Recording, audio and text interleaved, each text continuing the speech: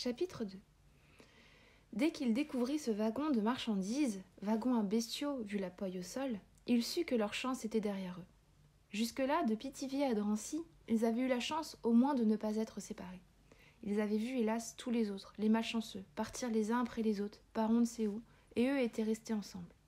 Ils devaient, pensait-il, cette grâce à la présence de ses jumeaux chéris, Henri et Rose, Herschel et Rouerel. En vérité, les jumeaux s'étaient d'abord manifestés au pire instant, au printemps 1942. Était-ce le moment de mettre au monde un enfant juif ? Pire, 2 enfants juifs d'un coup ? Fallait-il les laisser naître ainsi, sous une bonne étoile jaune ? Pourtant, grâce à eux, il en était sûr, ils avaient passé Noël 42 au camp de Drancy ensemble, toujours. Et même leur bonne étoile et l'administration juive du camp lui avaient trouvé un emploi. Il venait presque de terminer ses études de médecine, spécialité chirurgie, yeux, nez, gorge, oreilles. Mais à Drancy, lui avait-on dit, il y avait beaucoup de médecins, beaucoup de malades aussi, c'est vrai. Partout où il y a des juifs, il y a beaucoup de médecins, et encore plus de malades. Mais comme 2 de leurs coiffeurs venaient de partir, coiffeur ? Va pour coiffeur. Il était inutile de couper les cheveux en 4 et de chercher à comprendre, il n'y avait rien à comprendre. Tant qu'il y avait eu les gendarmes français pour les garder, il les avait coiffés. Il avait vu si souvent son père agiter ses ciseaux, les faire cliqueter en l'air comme s'il pouvait prévenir les cheveux du client qu'il allait pousser sous peu passer à l'offensive, et puis ensuite, fixant la nuque, concentré, fondre sur l'épi rebelle la petite touffe à raser d'un coup décisif. Même les coiffeurs de métier l'avaient pris pour l'un des leurs. Mais quand les gendarmes nationaux furent remplacés par des verres de gris, il ne lui restait plus que les membres de l'administration et quelques internés qui faisaient appel à ses services, clientèle relative et désespérée, à qui il fallait mentir et mentir. Mais oui, ça ira, ça va aller. Au printemps 42, oui, ils avaient failli les faire passer sans savoir d'ailleurs qu'ils seraient 2. Mais son épouse, après réflexion, avait souhaité les garder.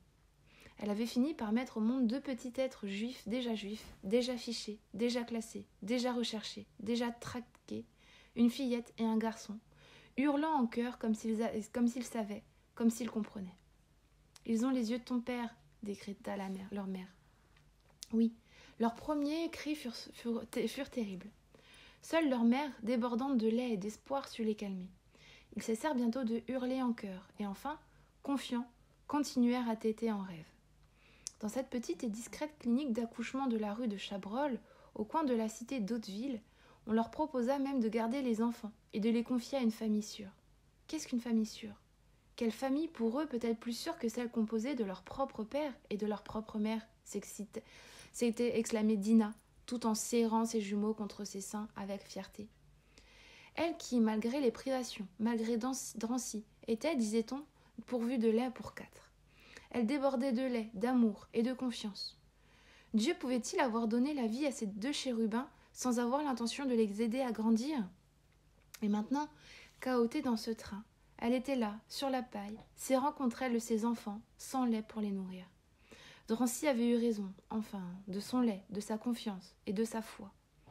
Là, dans cette cohue, dans cette panique, dans ses cris, dans ses pleurs, le père, le mari, le faux coiffeur, le pas encore médecin, mais déjà le vrai juif, cherchait un endroit pour abriter sa famille. En observant ses compagnons de voyage, les dévisageant, il eut une élimination. Non, on n'emmenait pas ces vieillards, cet aveugle, ces enfants, ces jumeaux et les autres. Non, on ne les emmenait pas travailler. On les expédiait loin d'ici, on ne voulait plus d'eux ici, même marqués, même étoilés, même fichés, même emprisonnés, même privés de liberté, de tout et de tout. Même ainsi, on ne voulait plus d'eux. Alors on les expédiait. Mais où ? Dans quel endroit de ce monde voulait-on d'eux ? Quel pays était prêt à les accueillir ?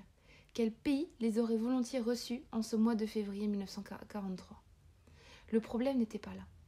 Dinah n'avait plus ou que très peu de lait. Drancy avait tari ses seins. Les rumeurs, le départ de ses parents à elle, puis de son père à lui. Ils étaient partis, et depuis n'avaient plus donné signe de vie. Elle était écrasée au sol, là même où il y a peu, des vaches ou des chevaux qu'on emmenait certainement vers un abattoir. Elle avait étalé son châle de laine des Pyrénées qu'on lui avait laissé par grâce pour envelopper ses jumeaux. Le froid régnait, la guerre, la peur. Elle en berçait un, l'autre alors pleurait. Elle berçait l'autre, le premier grognait. C'étaient 2 beaux bébés, un garçon, une fille. Le choix du roi, leur répétait-on, les plus beaux bébés du monde. Avec eux deux, vous voilà comblés pour la vie. Moi, j'ai eu 3 filles avant d'avoir mon garçon. Vous avez déjà les 2. Où sont-ils maintenant? Chacun y allait de ses souvenirs, de ses cris, de sa colère. L'abattement, l'exaspération. Une femme chantait en yiddish une berceuse. Dina comprenait le yiddish, mais affectait de ne pas le connaître. Que faire? Que faire, se demandait l'ex-faux coiffeur. Jusque-là, il avait cru remplir son rôle de père à la perfection, malgré toutes les difficultés. Malgré les obstacles, il avait su protéger ses jumeaux. Il avait obsédé l'administration du camp. Ses jumeaux, mes jumeaux, c'étaient devenus les jumeaux de tout le monde, ceux qu'il fallait sauver, protéger. Et voilà, et voilà. Il se sentait démuni, dépassé. Il ne savait plus que faire. Il ne pouvait rester ainsi. Il se devait de reprendre son rôle. Il lui fallait trouver une solution. Déjà 2 jours de voyage. L'odeur insoutenable. Le seau sur la paille dans un coin. Et la honte partagée. La honte voulue, prévue, par ceux qui les expédiaient on ne sait où. Les réduire à rien d'abord, puis à moins que rien. Ne rien laisser d'humain en eux, soit. Mais il se devait, pour ses enfants, qu'il voyait mordre à tour les seins de son épouse sans que rien n'en sorte, il se devait de trouver une solution. L'un de ses compagnons de voyage lui demandait s'il était roumain. Oui, il était roumain. Le roumain lui dit que lui, avant, était roumain aussi, et que maintenant, il était apatride, d'origine roumaine. Dans ce wagon, il y avait beaucoup d'apatrides d'origine roumaine. On les avait pris à Paris ou ailleurs, en France. L'un d'entre eux, donc, lui parla de Lassie. « Vous connaissez Lassie ?»« Bien sûr, je connais Lassie. Il y a eu un pogrom là-bas. »« Un pogrom ? Il y a la guerre là-bas comme ici. Plus besoin de pogrom. »« Non, un pogrom. Ils ont mis des milliers de juifs dans un train, Lassie. Ils ont fait rouler ce train, et rouler, jusqu'à ce que les juifs dans le train meurent de chaleur, de soif, de faim. À chaque gare où le train s'arrêtait, on le débarrassait de ses morts, et le train repartait avec les survivants. Parfois, il repartait dans l'autre sens. Il roulait en sens contraire. Le train n'allait nulle part. Le seul but du voyage, c'était ça. Jeter sur le quai, à chaque gare. Ici, voyez bien qu'on avance, qu'on ne s'arrête pas, et puis qu'on a froid, qu'on n'a pas chaud. C'est comme à Lassie, je vous dis, c'est comme à Lassie.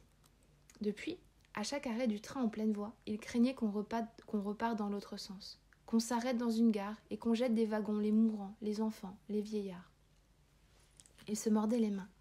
Que faire? Que faire? Il gagna la lucarne, en s'excusant, poussant l'un, repoussant l'autre. Là, un vieillard essayait de reprendre son souffle. Il haletait. « L'asthme, lui disait-il. » Puis il sourit au père des jumeaux. Il hocha la tête et le regarda avec 2 yeux qui semblaient déjà avoir tout vu, tout compris, des yeux qui avaient, depuis sa naissance, tout prévu. Il n'avait pas l'air surpris, il avait juste besoin d'un peu d'air. La neige dehors ralentissait la marche du train. Puis le train s'immobilisa un court instant avant de repartir, devenu soudain asthmatique, lui aussi. C'est alors qu'il comprit. Il bouscula les uns et les autres. Il rejoignit le châle de laine des Pyrénées. Surtout ne pas choisir, surtout ne plus réfléchir. Se saisir de l'un des deux, de ne pas choisir entre le garçon et la fille. Il prit le premier qui lui tomba sous la main. Il avait déjà sorti de sa poche son châle de prière. L'enfant somnolait. Dina le regarda un instant, puis referma les yeux elle aussi, serrant l'autre jumeau. Lui, tout en dépliant son châle, regagna la lucarne. Les barreaux permettaient de sortir un bras. Le train reprit un peu de vitesse. Il découvrit la forêt, les arbres croulant sous la neige.